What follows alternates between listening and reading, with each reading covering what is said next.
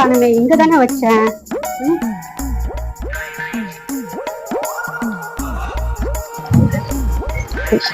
அத்தை உங்களுக்கு என்னதான் பிரச்சனை? மூஞ்சி மேல வாரி தூக்கி போடுறீங்க.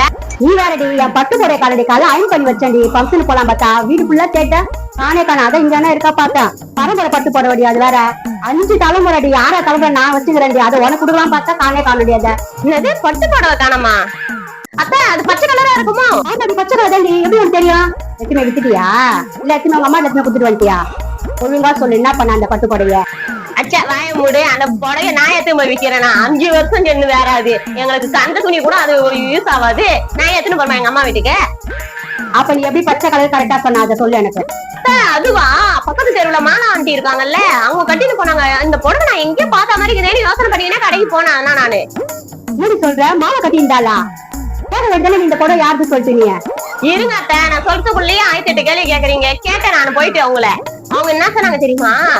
நான் தான் போட்டு கொடுத்தேன்னு நீ அவங்க கிட்ட போய் கேட்கவும் கூடாது. நான் போய் கேட்கவும் மாட்டேன், திட்டவும் மாட்டேன், சண்டை போட மாட்டேன். நீ தான் சொன்னா சொல்ல மாட்டேன். யார் கொடுத்தாங்க சொல்லு. அதுவா அத்தை, நான் மகாராண்டிய போய் கேட்டேன்னா யார் கொடுத்தாங்கன்ட்டு, உங்க மாமியார் தான் எத்தாந்து கொடுத்தாங்கன்னு சொன்னாங்க அத்தை. உங்க மாமியார் கிட்ட போய் சொல்லாதன்னு சொன்னாங்க அத்தை. அதனால தான் நான் கம்மு நின்றுட்டேன். நான் பரம்பரை போய பார்த்து பார்த்து பாதுகாத்து வச்சிருந்தா இவன் எட்டுன்னு போய் மாலை குத்துட்டு வரான். இந்த கதை எத்தனை நாள் நடக்குது தெரியல. வரட்டும் இன்னைக்கு. இன்னைக்கு சாமி தப்பு. இன்னைக்கு உன் வீட்டு அடியில என் வீட்டு அடியில இன்னைக்கு அடிக்கிற அடி. இன்னைக்கு அம்மா தாயை பிச்சுன்னு போனோம்.